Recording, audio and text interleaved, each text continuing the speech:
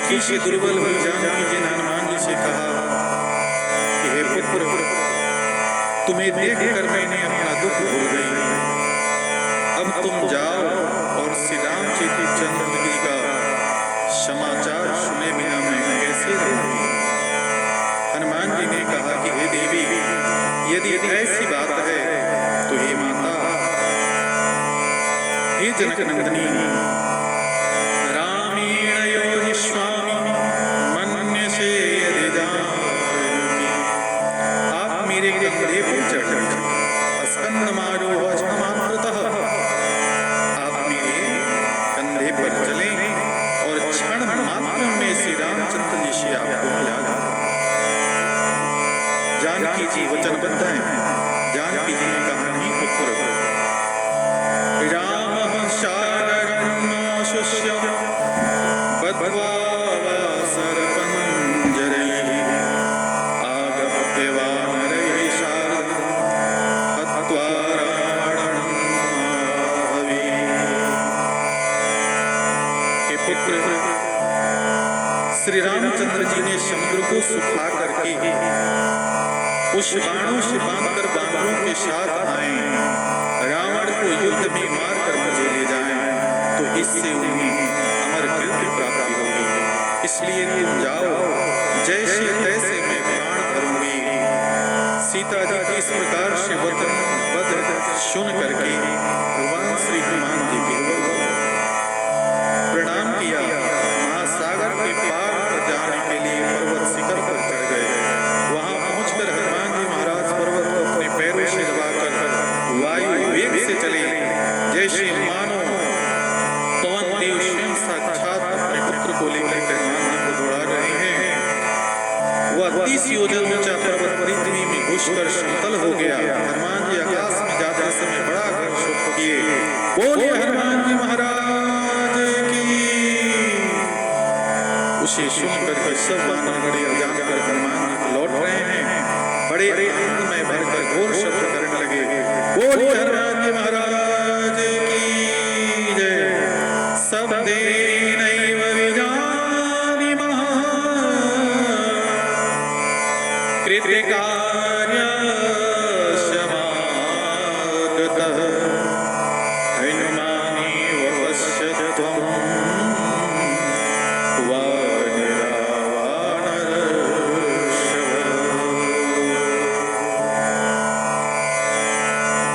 सभी समस्त बंदरों ने कहा कि दिए देखो हनुमान जी आ गए, हनुमान जी आ गए। आगे पीछे समस्त बंदर हनुमान जी के घूमने लगे, जय जयकार करने लगे। हनुमान जी ने समस्त बंदरों से कहा कि मैंने माता का दर्शन किया। समस्त बंदरों ने जय जयकार लगाई, बोलिए जानकी मैया की जय। दृष्ट्वा सीता मया लंका दर्शिता च सकानना संभासितो दशरथस्ततो पुनरागता। समस्त बंदरों से हनुमान जी ने कहा, अब विलंब न करें, प्रभु इंतजार कर रहे होंगे। समय धीरे धीरे व्यतीत होते चला जा रहा है। जिस तरह से समय की घड़ी धीरे धीरे चलती रहती है, यही निरुक्ति, उसी तरह से जीवन धीरे धीरे ढलता चला जा रहा है। आप समस्त बंदर मेरे सामने हनुमान जी के पास चले और हनुमान जी समस्त बंदरों को लेकर के भगवान श्री राम की ओर चल पड़े। जिस समय वे वीर बानरगढ़ जा रहे थे, उनकी दृष्टि सुग्रीव द्वारा सुरक्षित मधुवन पर पड़ी। उसे देख कर वे अंगद जी से बोले, हे वीर, हमें बड़ी भूख लगी है, अतः हे महामती, अगर आपकी आज्ञा हो तो हम यह अमृत तुल्य मधु पी लें। अब अंगद जी कहाँ डूबे?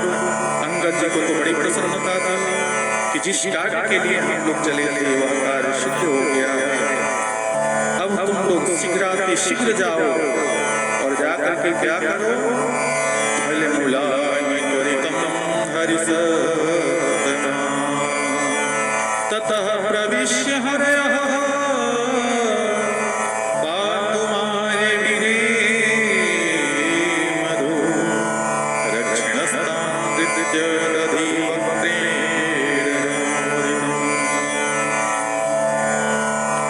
जैसे ही अंगद जी की आज्ञा हुई समस्त वानर मधुवन में प्रवेश किए और जितने भी मधु थे सब चकाचक बढ़िया सुंदर पान करने लगे। जिस तरह से आनंद आया देख करके महाराज सुग्रीव जी का मंत्री गया और जाकर के सुग्रीव से कहा कि मधुवन के जितने भी फल थे मधु थे समस्त बंदरों ने पान कर लिया। सुग्रीव जी को विश्वास हो गया कि अवश्य ही भगवान श्री रामचंद्र जी का कार्य संपन्न हो गया है, अब इसमें विलंब नहीं करना चाहिए। भगवान सुग्रीव जी की प्रसन्न मुद्रा देख करके प्रभु भी इंतजार करने की अब हनुमान आ जाए।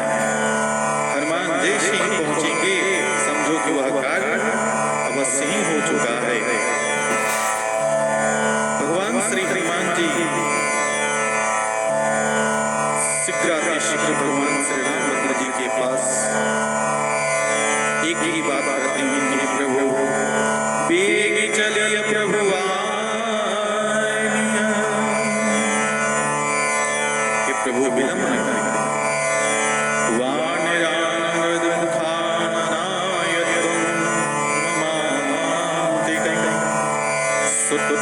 सुग्रीव वचनं गत्वा देव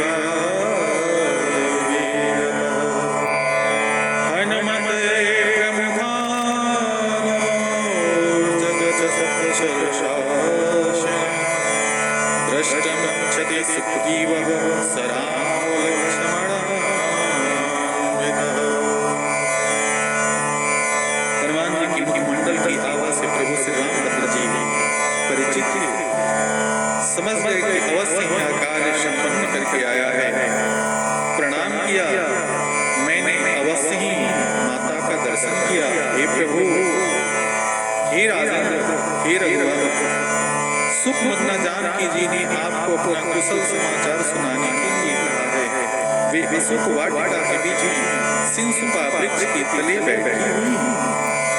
अशोक वनिका मध्ये सिंसुपा मूलमाश्रिता राक्षसभिः परिवृता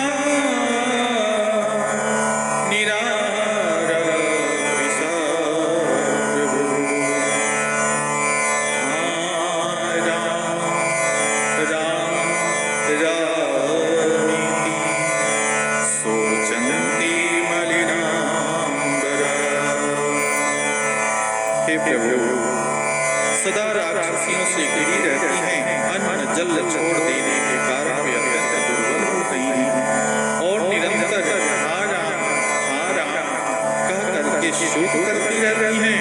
उनके वस्त्र मलिन हो गए हैं तथा बालों मिल करके एक बेड़ी हो गई है। ऐसी अवस्था मैंने सीता जी को कभी